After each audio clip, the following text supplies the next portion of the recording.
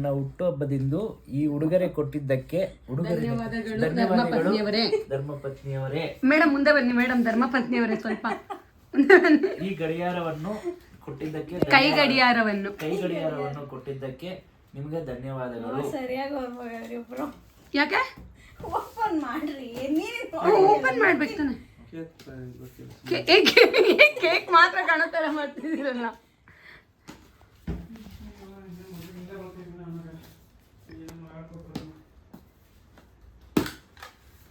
ಧನ್ಯವಾದಗಳು ನನ್ನ ಹುಟ್ಟುಹಬ್ಬದಂದು ಈ ಉಡುಗೊರೆ ಕೊಟ್ಟಿದ್ದಕ್ಕೆ.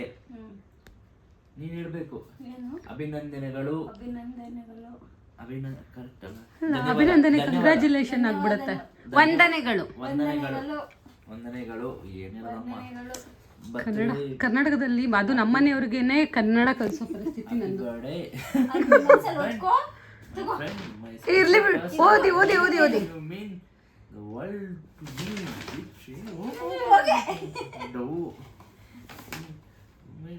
ಪೋರ್ಟರ್ ಅಲ್ಲ ಕಡೆ, ಪಾರ್ಟ್ನರ್. ಅದು ಪಾರ್ಟ್ನರ್ ಬರ್ತಿರೋದು ನೀನು ನೆಟ್ಟಿಗೆ ಹೇಳು.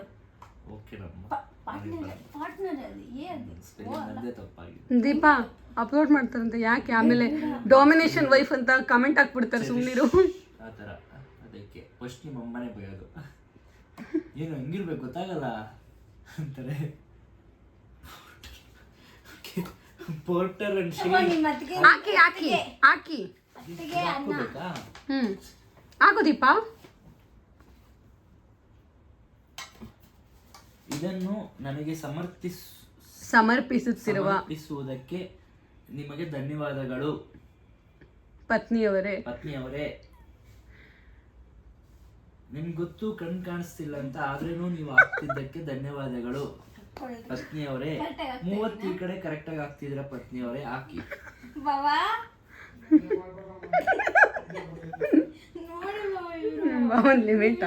ನನ್ಗೆ ಸಪೋರ್ಟಿವ್ ಆಗಿ ಆಟ ಆಡ್ಕೊಂತವ್ರೆ.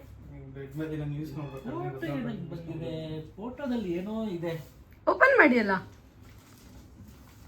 ಈ ಫೋಟೋ ಏನಂತಾರೆ? ಭಾವಚಿತ್ರ. ಈ ಭಾವಚಿತ್ರವನ್ನು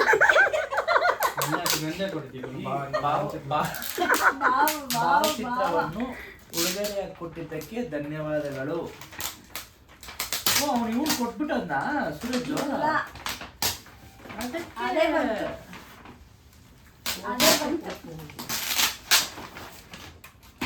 ಅದೇ ಬಂತು.